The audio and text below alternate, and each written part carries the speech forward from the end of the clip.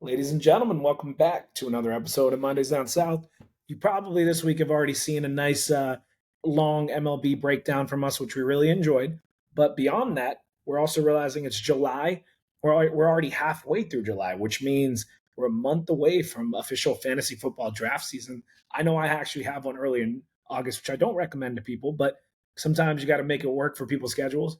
But I know we're going to have a lot of drafts coming up. So Evan and I decided we're going to start with an early mock draft episode. And the thing is, neither of us, maybe Evan even less so than me, have done a ton of research. I have my ideas of players I like. I have an idea of like some approaches I want to take. But we thought a fun way to kick off our fantasy football season would be to do a mock draft together without having done a ton of research and see kind of what we land on, and then give you guys a few more throughout the summer, so then we can kind of show you the progress of what we're seeing as we'd learn new news and see who wins certain player battles and competitions in camp and more like that. So we're really looking forward to it. Evan, do you have any thoughts before we jump into this? I love it. No, I was going to laugh if you queued that up as like it's almost fantasy football draft season. I'm like, it's the middle of the summer, but hey, this gets started early. I will say I have a great football itch this year, even more than normal, maybe because it's the first, time my team is actually good.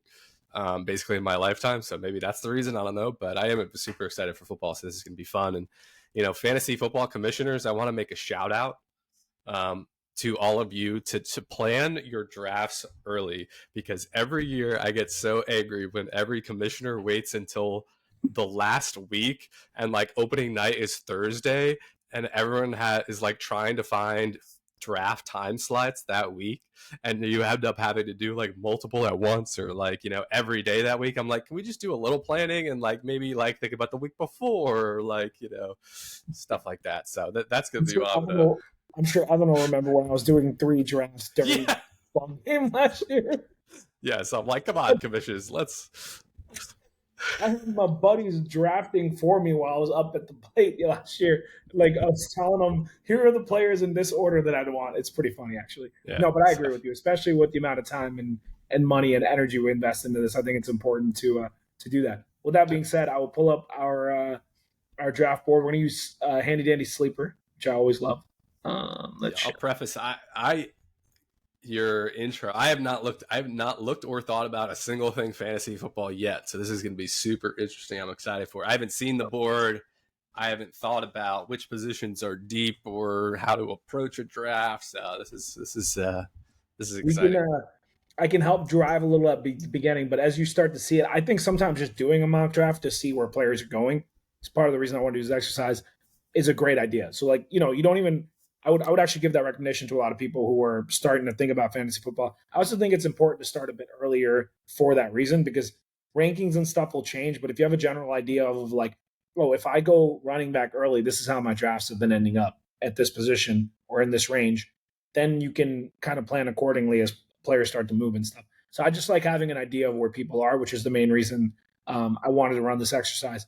With that being said, I don't know if you have a preference on if you want to start at a certain spot, Evan, or if you want me to do a more randomized situation where we just go with what we get, and I could pull the players up and do it that way, whatever you prefer.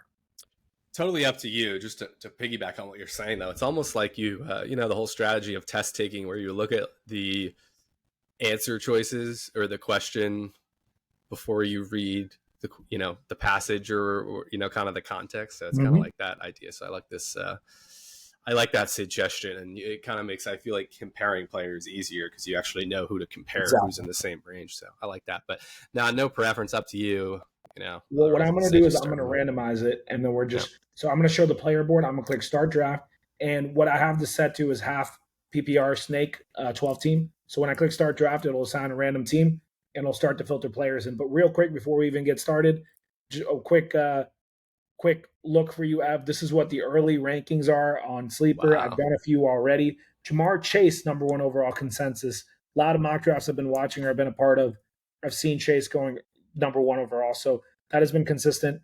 And then on top of that, some trends that'll be fun to watch early, and we'll point it out as the draft goes, is Saquon's projected second, but I've seen a lot of occasions where Bijan's actually gone ahead of Saquon. Wow. And Justin Jefferson is projected third, but you could see any combination of Jefferson, Lamb going after, but the consensus I keep seeing is Ja'Marr Chase. So to be clear, we're doing a sleeper draft with an AI.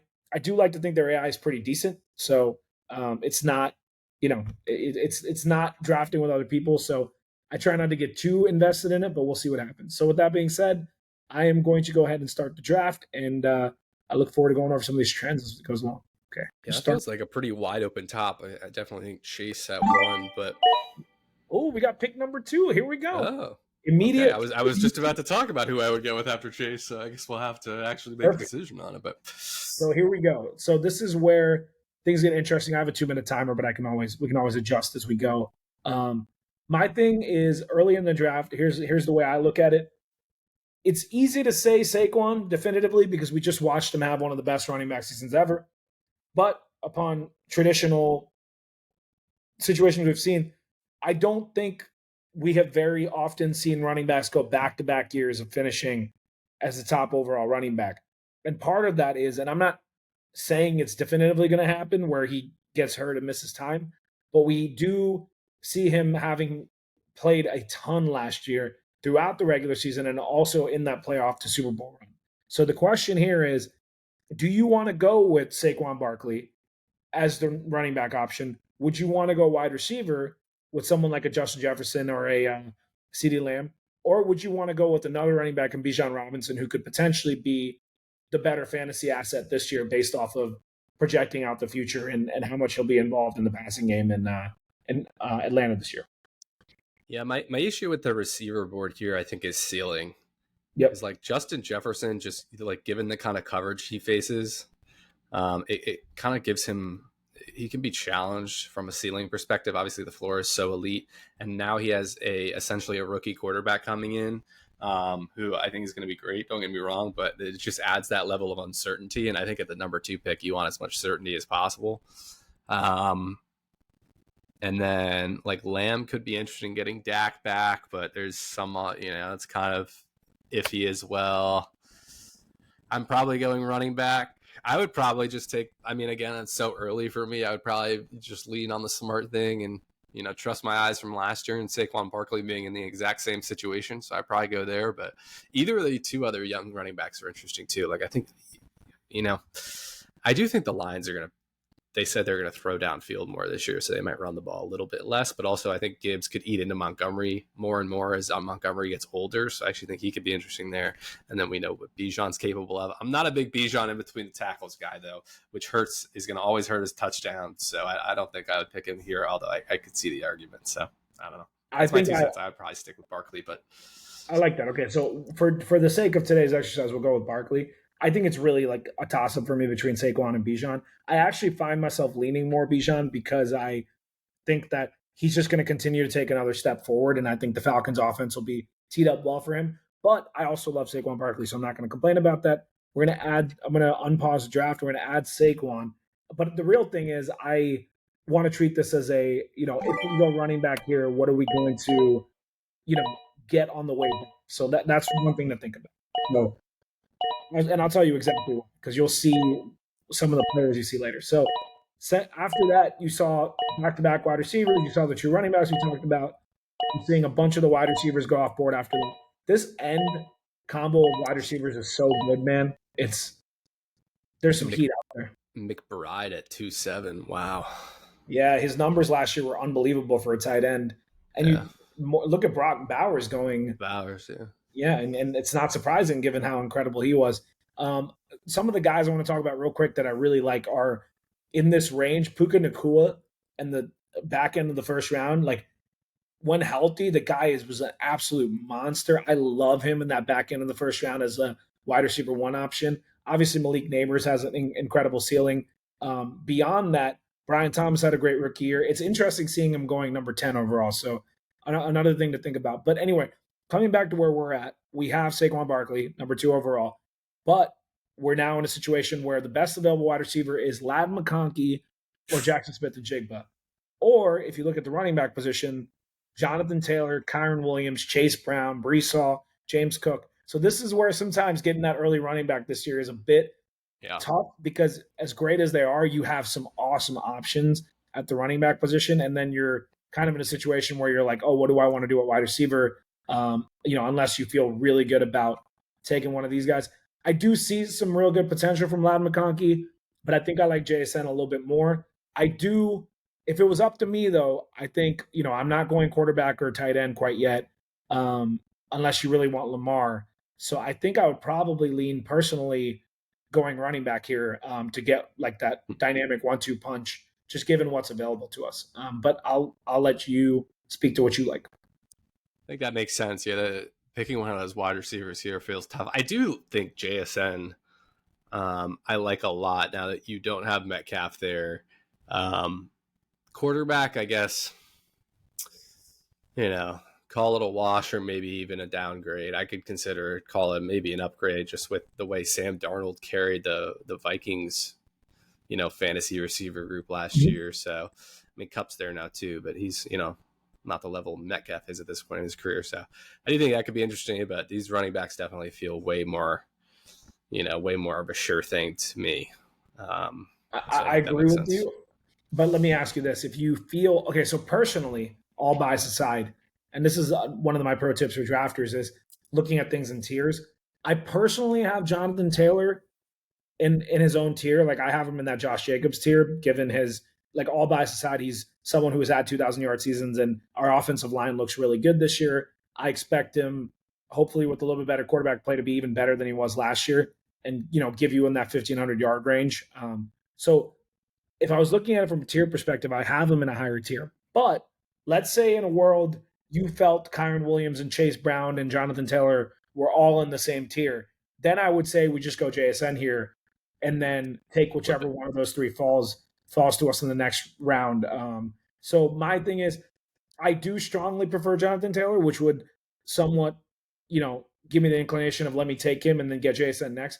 But if you feel good about all three of them, we can go JSN now. So that's how do you want to play it? Kyren Williams at the end of the second, I feel like he's just such a slam dunk RB1 with the touchdown volume he gets. Obviously, that they do have all these rookies there, or second year Blake Corum, who didn't look too good, and then the rookie they drafted, I think Jarquez Hunter, maybe it was this year. So I maybe would actually be someone that would go JSN and then try and get Kyren on the back end of that.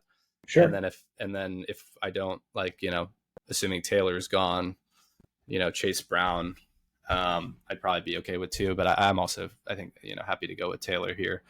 The only reason I throw out Taylor is because I watched the back end of the year last year. If you look at what he did to close out the season, he started looking like his true self again once he was fully healthy, and we were just committed to running the ball with him, which I think we're going to do a lot. But I think for the sake of this exercise, just because we both feel really good about JSN, let's go JSN and see who comes available to us, because I do feel not just Taylor, I like Chase Brown a lot too. Or not just I was about to say we were about to get him. We lost him. That's okay though. I like Kyren, and I also like Chase Brown a lot. An interesting name this year is Breece Hall, who had a down year last year in an awkward, weird Jets team, but was a consensus top 5 pick last year. Is a really interesting candidate for people who want to play into upside, but are also taking more of a risk in the third round. I like the idea of going with someone like a Kyren, as you mentioned, because of the notion of we already have Saquon and Jackson Smith-Njigba, so we're going to ideally get a good floor from Njigba. You're going to, Saquon's going to be your anchor. I don't mind taking Kyren and feeling like he can be very good in a Rams offense this year and just getting that consistent 15-point production out of him instead of I don't personally want to take that risk of Breece Hall. That's basically the I 100% would not take the Breece Hall risk. I could be open to the Chase Brown upside, but I also think it's I feel like you're just hoping that Chase Brown becomes what Kyren already is. You know what I mean? Obviously, they're different players, but I just think like the consistency of Kyron and like I'm not like Corum did nothing to make me worry about stealing touches this year, especially at the goal line. And Jarquez Hunter being like a 4th-round rookie doesn't worry me enough to make me think that there's going to be anything different about Kyron's season this year than it was last year. So, yeah, I agree with you. I think there's too much of a gap there for me to. I did want to just for fun pull up QB to take a look at your boy Jaden Daniel. Hey, when's he coming through? Oh, boy, he is also attempting one, bro. But I think I agree with you for now, and I think we go with Kyron Williams. There are drafts where in the 3rd round. The other thing is this is computer driven, right? I think in a regular draft, we would probably have more of these quarterbacks available in the 3rd round. So, like, I would consider Lamar Jackson here if he was available. The idea of starting a draft with Barkley, Smith-Njigba, and Lamar Jackson is also a thing to me because he's got that ceiling. But I also like a guy like Jaden Daniels in the middle of that 3rd round too, like with his upside and his rushing. So I want to consider all those options. Okay, now I'm really happy we went running back because if you look at the state of the running back, we've dropped down to that tier of projecting out Omarion Hampton. You also have Chuba Hubbard, James Conner, and then a couple more guys that you're going to have to take a bit more of some shots with. This is a great running back setup here too, though, bro. After Najee Harris, with this whole fireworks thing, I think that just adds fuel to the fire of Omarion Hampton being an absolute do like Omarion Hampton smash this year. I do like Omarion Hampton. That is a good call, but I also want to. Damn, Joe Burrow just went right before us, or else I would have been a big advocate for him. I think there's a big tier break after him because we got Mahomes, Mayfield, Goff, Knicks, Murray, like Herbert. All these guys are in the next tier for me, so we can wait on quarterback at this point. But if Burrow was available, I would have hammered Burrow here to then get one of those top tier quarterbacks and then build upon it. But that's a big gap. Yeah, I will say I'm actually glad to see Baker this high because I was worried that after an amazing year last year, same situation this year, if not even more weapons and a better offensive line. So I'm happy to see he's close to the top. Obviously, that's a big tier break, though. Yeah, big tier break. Looking at wide receivers too, because obviously we have our 2 running backs. We got Cortland Sutton, DK Metcalf.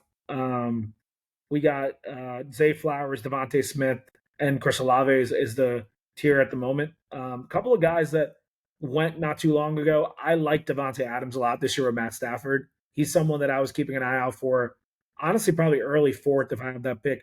Love Rashee Rice at the beginning of the 4th. Cortland Sutton, man, Bo Nix and Cortland Sutton have had quite the chemistry. You don't quite get when you look at his upside, touchdowns are kind of important to him for him to maybe reach his upside, but he's an anchor for that offense. So not a bad guy to go here. I like DK though, in terms of the wide receivers that are available here, just because with Rodgers, I expect him to get a lot of play. And then if you just want a model of consistency, Devontae Smith down here is someone that I always like as like a number 2 wide receiver option. So I think the decision is between those guys because I don't think we want to go. I personally don't think we should go Hockenson or Laporta quite yet. And we already talked about quarterback. So I think it's again between wide receiver. Let's go to flex and see kind of how this breaks out. So what are you thinking? Would you want to take that shot on Omarion Hampton and go for that crazy upside of maybe one running back, John Harbaugh offense, and then take one of these other receivers? We're only 2 picks away after that. You know what I would do? That's what I would do, actually. In hindsight, I would have loved to maybe I just pick the best player at each spot, I guess, but, have had 2 wide receivers by now and then be able to grab one of those safer running backs. Mm-hmm. I think here is a great opportunity to pick Hampton as your 3rd running back with just that nuclear upside that I think he has, and then you're still going to get a great wide receiver at the turn. I think like Sutton, Metcalf are comparable for me. I think Sutton is maybe the number 1 most underrated receiver in the league now that Terry McLaurin has graduated from that throne, and then Smith, another safe option. So we got our pick of the 2. So I think we're on the same page. Yeah, I like this. So I know I love the Hampton pick. I want that Hampton's got the upside to literally be a top 10 fantasy football player next year. Like you're in a John Harbaugh offense with, insane upside. He also was so good coming into the NFL.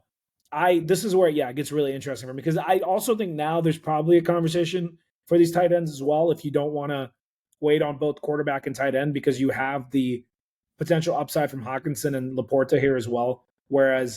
But I kind of feel like we've backed ourselves into needing to take a wide receiver because wide receiver starts falling off like crazy after this, and we only have one. So really, I think I agree with you. I think the conversation is probably between these. Well, it's definitely between these four guys, but it's really just where do we think direction we want to go. JSN feels like he's going to be a consistent, like produce every week type guy. Maybe not with like as big of a ceiling as some other guys ahead of him, but with definitely a really high floor. So it depends on how we want to match up with that. My lean is DK Metcalf, but I won't be mad with any of these guys. I think Metcalf just because they don't really have a 2, right? And you obviously have Rodgers there. So I don't think either. I mean, maybe with that new situation gives Metcalf some more upside, but I always have seen, like, I always hate drafting Metcalf because everyone I feel like thinks just because the style player he is that he has this like massive upside. But in reality, I actually think it's the opposite. I think he's just uber consistent, like wide receiver too. Like you can really rely on kind of guy. So I think him and Sutton are similar for me, but yeah, Metcalf would probably. I lean him just because I know how much Aaron Rodgers loves to just spam his number one option. Yeah. James Conner was still available. That was a good pick for whoever got him. Really curious to see what Worthy's going to do this year with Rashee Rice because he had a good second half. I love Jerry Jeudy this year in the 6th round. I don't know if you saw what he did last year, but he is someone that I think like is going to be getting slept on, and it's someone that I want to like keep an eye out for this year. No QB though, no QB. We don't know who's going to be thrown to him. I think he's just going to get spammed with targets, especially if Flacco ends up getting like a couple of weeks. Man, you got to love that pick in the 6th. That is really, really good. I like that a lot. I just think he's RJ Harvey is way too high for me after the Dobbins signing. I'm going to say that. So? I kind of think that he has the potential to usurp him, but I do agree that they're going to be splitting carries. Yeah, but he probably even starts as the 1. But like Dobbins was great last year. I think the fact that it went that long to get signed, and he's still very young, and they're like that West Coast offense with Bo Nix is like primarily short passing anyway. And he's not even that talented of a player. Like, I like RJ Harvey, but he wasn't that high of a draft pick, and we're taking him here in the 6th. That's almost as high as he got picked in the real draft. I'm out on him. I think for what Sean Payton likes, he's a good fit for that. And on top of that, the other issue is J.K. Dobbins last year kind of showed it early in the year. He popped off, but you could tell he has like older legs with all the injuries, and by the back half of the year, he was really struggling. Plus, he does get hurt quite a bit. So when you look at all of that, it makes it a bit more of a a bit more of like a, hey, Harvey could get a ton of reps, but I get where you're coming from. That I think he's going to play a lot, but 6th round, no. I think Pacheco in the middle of the 6th round is insane value if he actually ends up being healthy. Now, you don't know for sure if he will be or not. I mean, even Aaron Jones there. You're going to think I'm crazy, but I think Travis Kelce would not be a bad pick right here. And I say that with the notion of I'm not saying he's ever going to be Travis Kelce of a few years ago, but I definitely think he's got the potential to be way better than he was last year. And I think having guys like Rashee back on the offense is going to help him a lot because I think in a lot of games last year, Kelce was the only person the defense was worried about.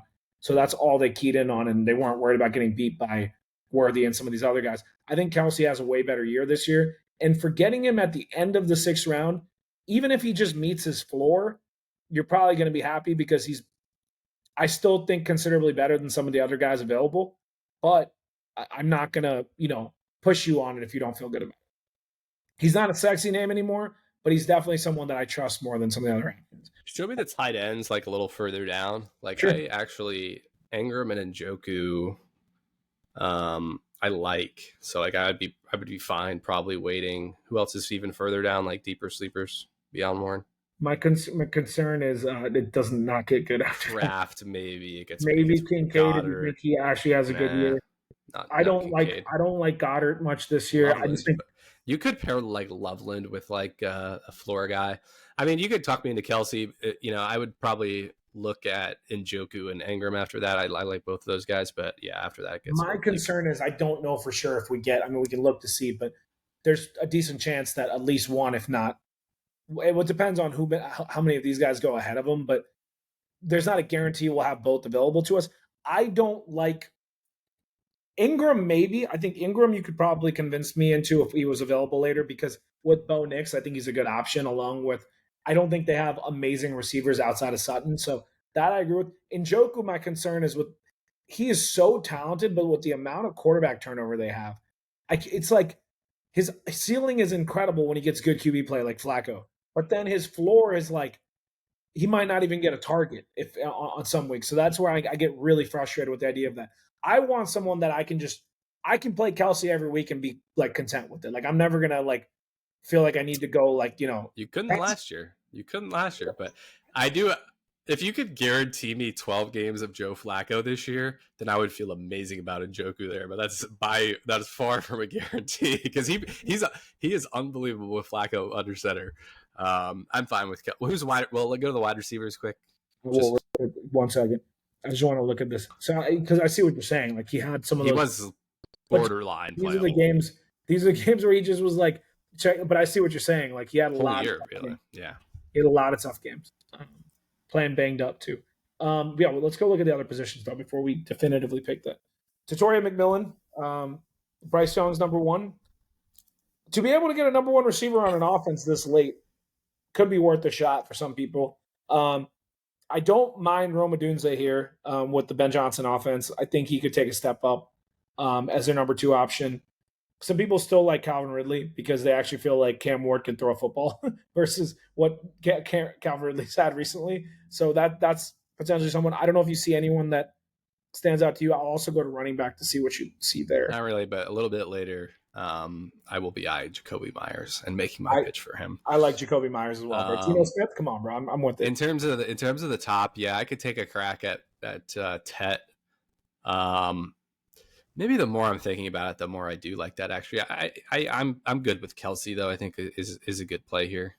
I think you just take him, and then we can always try to worst case by the trade deadline, you need to maybe figure something out. But yeah, you take another tight end later on, and as like a sleeper.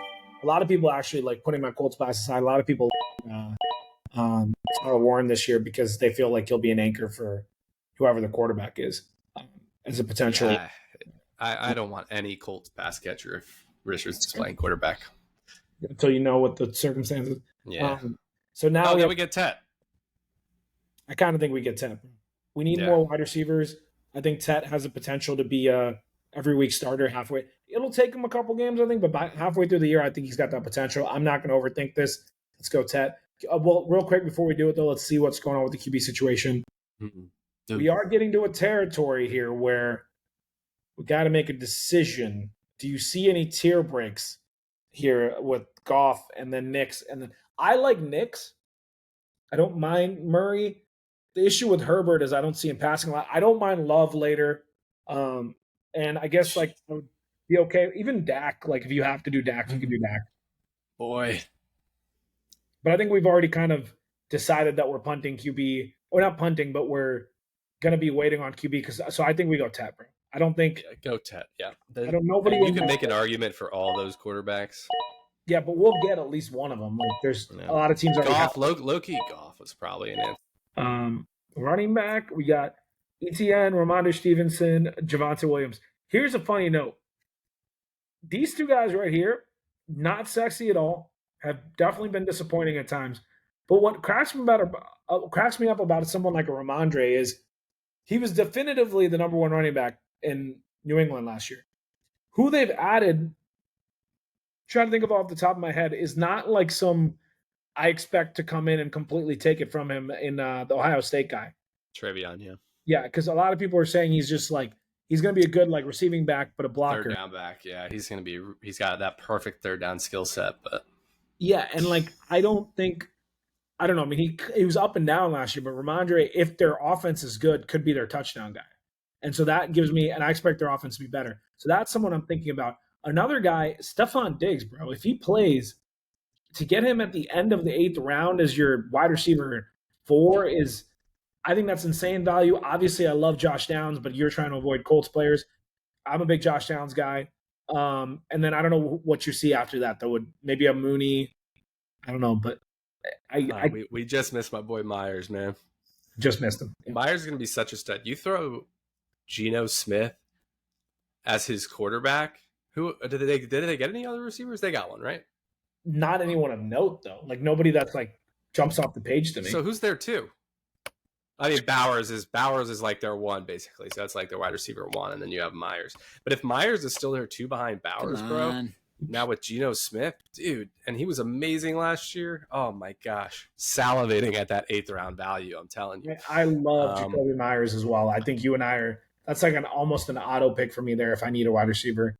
So I think you and I are on the same page about that. This receiver group, I mean, I'm just so out on Diggs, the player. Like, I get the argument that he makes sense here.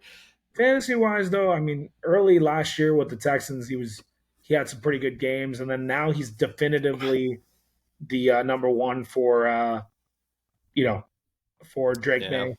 So it's like, if you can get a potential number one player for a potentially decent offense at the end of the 8th round, especially at wide receiver, which loses depth very quickly, it's something I like.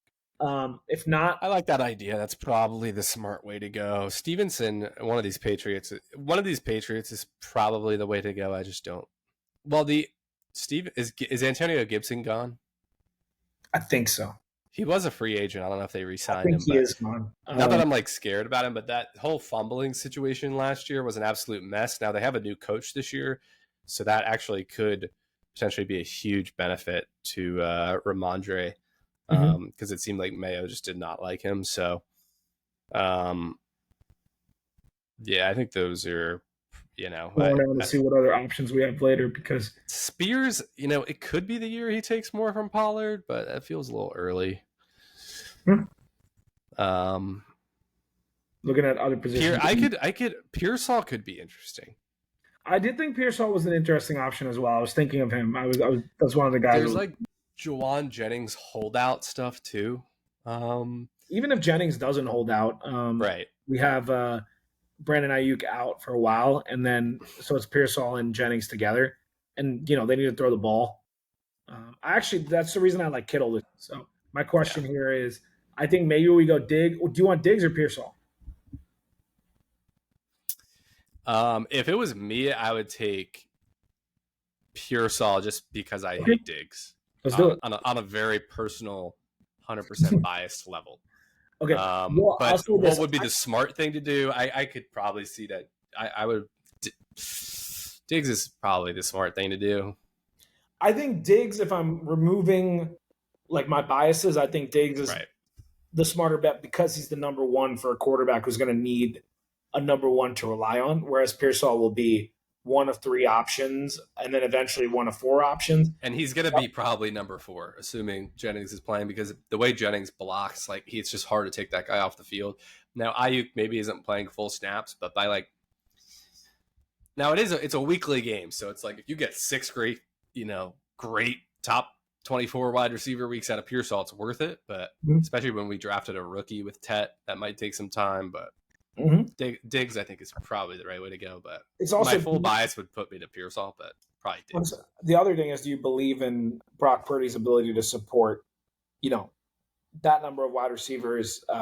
Because I think at all times he supported probably 2, and like Debo and Ayuk in their primes, and then of course like last year was Jennings and more of Ayuk because Debo was hurt, like things like that. So he definitely can't support 3 receivers because he's got to support Kittle too, and McCaffrey. Yeah. So McCaffrey's supporting himself. But taking the bias aside, and this is a tip for a drafter, go with the guy you think would be. Well, I meant to take this. Yeah, I you know what? I'm gonna disagree with that though, and tell drafters to go with your heart. Because this is a fun game, man. Pick the guy you want, because if you pick guys you hate, you're gonna end up trading them for scrap. So the question here is like, what if you're doing this strategy where you're waiting on quarterback? Who do you like with this pick? And I have my different preferences here, but I know you mentioned maybe JJ. I don't know. Up to you. I think smart. I'm gonna give you 3 for fun. Okay. Actually, it's kind of 4 because the other one's gonna be split. The smart, I think, trying to be unbiased, I feel like Dak, because we've seen him have up to like a top 4 fantasy quarterback season. Yes. Yep. And he's fully healthy starting the season, right? I don't think that's an issue, right? Yes. I mean, now you have CeeDee Lamb and George Pickens, arguably one of the best receiving cores he's had since he had Cooper, and I guess Lamb overlapped briefly. So be fully healthy. They're not going to be able to run the ball. He's going to throw 50 times a game. This is tough to argue with the value in the 10th. I think Dak Prescott is one of the, I hate to say it, but I think he's one of the best values in the entire draft. I mean, even if he doesn't pan out, you're getting him in the 10th, 11th round where you could easily, draft another quarterback along with them, get like a Fields or something and have that as an option. But like, there's just no way I could say I would take anyone over Dak right now. Like, and I'm that's just my personal opinion because, like you said, they had a George Pickens, bro. Like, if he didn't have off the field issues, CeeDee Lamb and George Pickens is one of the top like 3 receiving rooms in all of the NFL. It's insane. And what's the worst case scenario? Obviously, getting injured is the worst case scenario. But like, if he's healthy, his floor is the same as, Purdy and all these guys. But they just don't have the ceiling. Now, if you want to do something more fun, my next answer was going to be one of last year's rookies. Your preference of, are we saying Caleb is still on the board or? Yes. Yeah. So like Caleb or Drake. Yep. Or those Drake. Are the two those are the immediate 2 I looked at. And then if you feel like Stroud could have a bounce back with all those wide receivers they added and stuff, he's the other one that I was thinking of. Those 3 were definitely biggest on my board, but I think I like Dak the most out of them. With Caleb probably as my second and CJ is probably my third option. There's some arguments for like Drake May, who's a runner too, but it's just more like I have to see how much I trust his receiving core. This is also a situation where if you wait this long, I wouldn't fault someone for taking like a Dak and then also getting a rushing upside quarterback along with them and giving yourself those multiple looks. I'm not saying you should stream, so to speak, but it gives you that option if Dak comes out struggling or he gets hurt or anything like that. So that's like, I would probably pick the fun quarterback that I would just want to root for, which would be JJ, and then pair him with a steadier vet or something. I'm not saying that's what the smart thing to do. I'm just saying that's realistically, that's how I like. I love having a quarterback that I like am just wholeheartedly all about. Cool. Here's what the roster looks like if we started the way that we did. So we started the draft with Saquon Barkley as a running back, and then actually followed that up with another running back. What's intriguing is if you can get that early wide receiver, those running backs at the back end of the second and the beginning of the third it's like one of my favorite places to pick running backs. Because if I could go with, let's say, I don't know, Justin Jefferson or Jamar Chase or CD, and then in the second go Jonathan Taylor and then Kyron Williams, that would be probably my favorite start to a draft, because then I feel like I have 2 RB1s and a elite wide receiver 1. But given that we went Saquon, I do love the Jackson Smith and Jigba pick because I do think he has upside, but I think his floor is incredibly high regardless, as someone who you can kind of space all over the field. So I love that. Pairing him with DK, who you're actually right. I think a lot of people look at DK because of his size and his peripherals and think that he's this massive upside player, but I just think he's a consistent like receiver who, will get you 5 to 8 receptions a game and turn that into, 80 to 90 yards and every now and then gives you a touchdown. I think that's probably a good place to be. I love the Hampton pick though, bro. That was, you and I were on the same page of that one. Like, he has the potential to be like, if all goes well for him, he could be a top 10 player in fantasy football this year, at least, outside of quarterback position. So bench wise, we have a pretty good looking stack here with McMillan, who's a younger guy. And then you got Diggs, who's like an older guy, which I always like doing that. You get a little bit of balance between the two. And then Spears and Bigsby, 2 guys from my division, actually, who are younger guys that we've seen have some success already. And even if one of them takes that next step and takes over the starting job, we just got ourselves on our starting running back. So pretty smart draft, I think, overall. And again, Dak, really good analysis on him. I actually think he's one of the best values in fantasy football this year when you think of where he's going versus who's available around him, because he also tends to do this thing where he has 1 year where he's great and then 1 year when he's down, at least statistically speaking. And I see that happening again. So that's great draft, bro. I don't know for the first one you've ever done. I think it was some pretty good analysis, I'd say. Anyway, bro, great episode. I'm happy to be able to do some fantasy football content. Nice, we kept ourselves nice and busy tonight. So I'm happy. A lot of good content. Hope everyone enjoyed it. Oh, we're at an hour. This is 2 hours of content for the people. This is what Mondays Down South does for you. 2 hours of content on a Monday night during the Home Run Derby. I think we missed the whole thing, and I'm not mad about it for a second. But Any last words? No, not just a great episode. I'm happy to. I think we need to do more fantasy football stuff, so I'm looking forward to that. Good stuff. Close us out. Here we go. It was Mondays Down South, ladies and gentlemen. Subscribe. Check out our YouTube. Check us out on Spotify, and look out for our shorts as we put more of those up. And I look forward to more of these episodes. So thank you all. Have a good one.